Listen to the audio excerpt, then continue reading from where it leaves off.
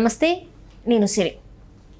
గత ప్రభుత్వ హయాంలో జగన్మోహన్ రెడ్డి గారి అవగాహన లోపంతోనైతే క్రీడల్ని పక్కన పెట్టేశారు. కేంద్రం నుంచి రావాల్సిన ఫండ్ని కూడా తీసుకురాలేకపోయారు. దీంతోనైతే ఇప్పుడు చంద్రబాబు నాయుడు గారు నేషనల్ స్పోర్ట్స్ని ఎంకరేజ్ చేయాలని చెప్పేసి అనుకుంటున్నారు. దీంతో 2027లోకి నేషనల్ గేమ్స్ నేషనల్ స్పోర్ట్స్ ఆడాలి అని చెప్పేసి ఒక నిర్ణయం తీసుకున్నట్టు తెలుస్తుంది. సో దీనికి సంబంధించి మరిన్ని విషయాలు మనకి వివరించడానికి మనతో పాటు ఉన్నారు ప్రముఖ senior journalist, political analyst CS Rao garu. నమస్కారం సార్. నమస్తే సార్, 2027లో నేషనల్ గేమ్స్ నేషనల్ స్పోర్ట్స్ ఆడాలని చెప్పేసి చంద్రబాబు నాయుడు గారు అనుకుంటున్నట్టు తెలుస్తుంది. ఎందుకు అంటే గత ప్రభుత్వ హయాంలో ఆ 5 years కూడా ఎక్కడ కూడా కేంద్రం నుంచి రావాల్సిన ఫండ్స్ స్పోర్ట్స్ ఫండ్స్ ఏవైతే ఉంటాయో అవి తీసుకురాలేకపోయారు. అది కేవలం ఏంటంటే జగన్మోహన్ రెడ్డి గారి అవగాహన లోపం.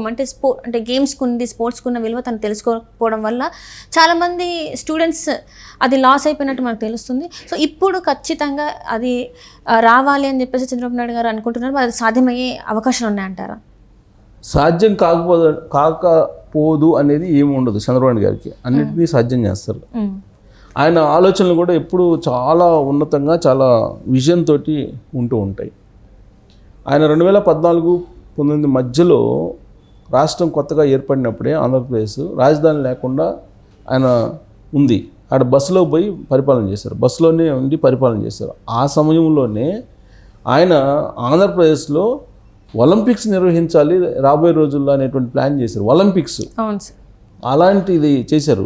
వైజాగ్లో అప్పుడు ఫుట్బాల్ గేమ్స్ ఏదో నడిచినాయి, ఫుట్బాల్ గేమ్స్, వాలీబాల్ గేమ్స్ నడిచినాయి, నేషనల్ గేమ్స్ నడిచినప్పుడు ఆయన ఒక వేదిక మీద మాట్లాడాడు.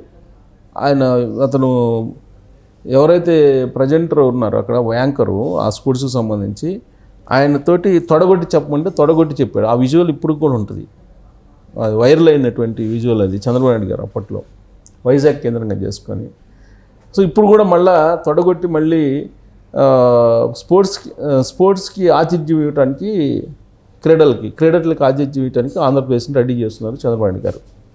2027లో జాతీయ క్రీడలకు ఆతిథ్యం ఇచ్చేటువంటి రాష్ట్రంగా ఆంధ్రప్రదేశ్ని తయారు చేయాలనేటువంటి టార్గెట్ పెట్టుకున్నారు. దాంట్లో భాగంగా తిరుపతి, కాకినాడ, విజయవాడ, వైజాగ్ ఇక్కడ మైదానాలు ఏర్పాటు చేయటం, ఈ క్రీడలకు సంబంధించి ఇండోర్, అవుట్డోర్ సంబంధించినటువంటి స్టేడియాలు ఏర్పాటు చేయడం, వీటన్నిటికి కూడా పక్కా ప్లాన్స్ తయారు చేస్తున్నారు. 2027 నేషనల్ స్పోర్ట్స్కి, నేషనల్ గేమ్స్కి, క్రీడలకి ఆతిథ్యం ఇవ్వబోతుంది ఆంధ్రప్రదేశ్. ఆల్రెడీ ఇప్పుడే ప్లాన్ చేశారు ఆయన 2027 నాటికి.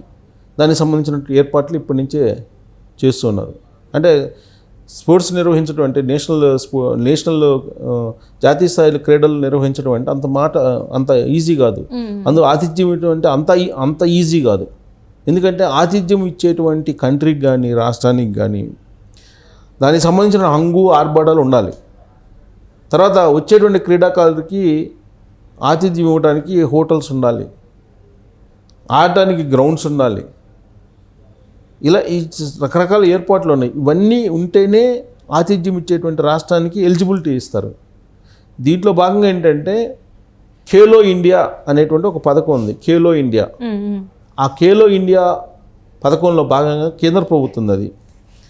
కేంద్ర ప్రభుత్వం ఖేలో ఇండియా పథకంలో భాగంగా రాష్ట్ర ప్రభుత్వాలకి ఏడాదికి ఇన్ని కోట్లని, 50 కోట్లు, 60 కోట్లు, 70 కోట్లు ఇలా కేటాయిస్తారు. ఆ కేటాయించిన డబ్బుల్ని ఖర్చు పెట్టుకొని మీరు స్టేడియంలు, ఇండోర్ స్టేడియంస్, అవుట్డోర్ స్టేడియంస్ ఏర్పాటు చేయగలిగితే కనుక కేంద్రం నుంచి ఖేలో ఇండియా నుంచి మీకు ఫండ్స్ వస్తాయి.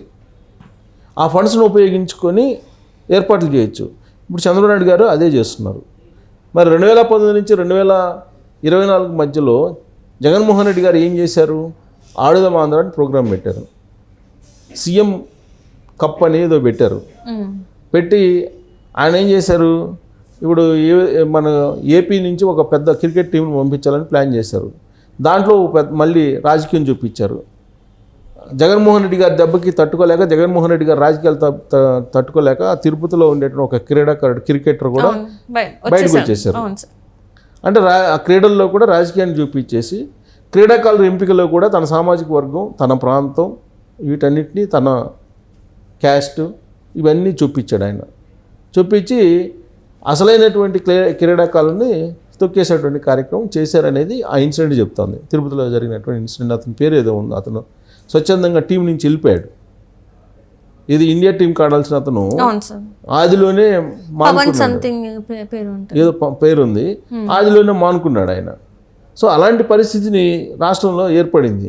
అసలు మరొక ఆశ్చర్యకరమైన విషయం ఏంటంటే ఖేలో ఇండియా పథకంలో భాగంగా ఆయా రాష్ట్ర ప్రభుత్వాలు డబ్బులు భారీగా తీసుకొచ్చుకుంటే దానికి సంబంధించిన డబ్బులు కూడా నిధులు కూడా తీసుకొచ్చుకోలేకపోయాడు జగన్మోహన్ రెడ్డి గారు.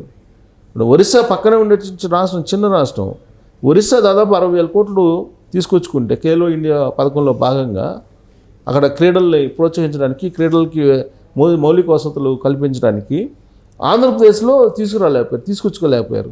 అంటే అవగాహన లోపం కాకపోతే తీసుకొచ్చుకుంటారు కదా. ఇప్పుడు దాని ఫిగర్ని కనుక చూస్తే ఏ రాష్ట్రాలు ఎంత తీసుకొచ్చుకున్నాయి ఖేలో ఇండియాలో అని అంటే, ఇప్పుడు మనం 2019-20 అని జగన్మోహన్ రెడ్డి గారు ఆంధ్రప్రదేశ్లో ముఖ్యమంత్రిగా ఉన్నారు. అప్పుడు మిజోరాం 20 కోట్లు తీసుకొచ్చుకుంది సుమారుగా. నాగాల్యాండ్ 2020-21లో 33 కోట్లు తీసుకొచ్చుకుంది. 21-22లో గుజరాత్ 403 కోట్లు, హయ్యెస్ట్ 403 కోట్లు ఖర్చు పెట్టుకొని దాన్ని ఉపయోగించుకున్నారు.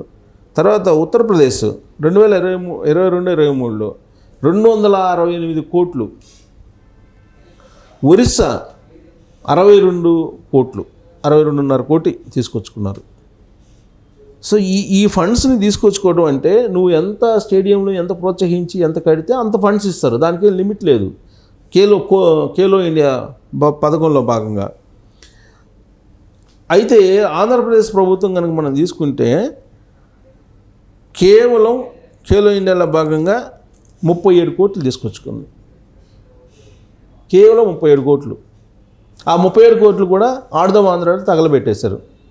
మళ్ళీ అందులో 100 కోట్ల కుంభకోణం అని దాంట్లో మళ్ళా రాష్ట్రం నుంచి మళ్ళీ ఆయన ఏదో డిజిటల్ మీడియా కానీ ఐప్యాక్ కానీ అదని ఇదని అదొక పెద్ద కుంభకోణం చేశారు.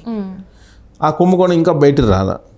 అందుకే ఇవన్నీ చూసిన తర్వాత చంద్రబాబు నాయుడు గారు ఏం చేశారంటే ఈ ఖేలో ఇండియాలో భాగంగా ఖచ్చితంగా రాబోయేటువంటి రోజుల్లో స్టేడియాలు, ఇండోర్ స్టేడియాలు, అవుట్డోర్ స్టేడియాలు, అలాగే కోచ్లు ఏర్పాటు చేయడం ఇవన్నీ చేసి 2027 నాటికి జాతీయ క్రీడలకు ఆతిథ్య రాష్ట్రంగా ఆంధ్రప్రదేశ్ని మార్చాలి అనేటువంటి ఉద్దేశంతో ఆయన ప్లాన్ చేశారు. యాక్చువల్గా ఆయన ఉమ్మడి ఆంధ్రప్రదేశ్ ఉన్నప్పుడు కూడా ఇక్కడ ఉమ్మడి ఆంధ్రప్రదేశ్కి పేరు తీసుకురావడానికి హైదరాబాదు అలాగే ఉమ్మడి ఆంధ్రప్రదేశ్లో ఉన్నప్పుడు ఆయన ముఖ్యమంత్రిగా ఉన్నప్పుడు కూడా ఇలాంటి క్రీడలను ఆహ్వానించారు. ప్రపంచవ్యాప్తంగా కూడా జాతీయ క్రీడలను కూడా ఆహ్వానించారు.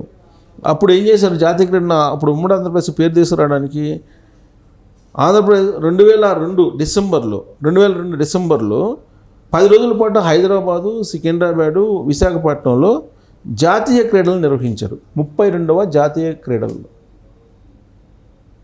ఆయన నిర్వహించాడు. అప్పుడు ఆంధ్రప్రదేశ్ రాష్ట్రానికి దానివల్ల ఉపయోగం ఏంటి, వివిధ రాష్ట్రాల నుంచి క్రీడాకారులు వస్తారు, ఇక్కడ ఆతిథ్యం తీసుకుంటారు, ఆంధ్రప్రదేశ్కి పేరు వస్తుంది.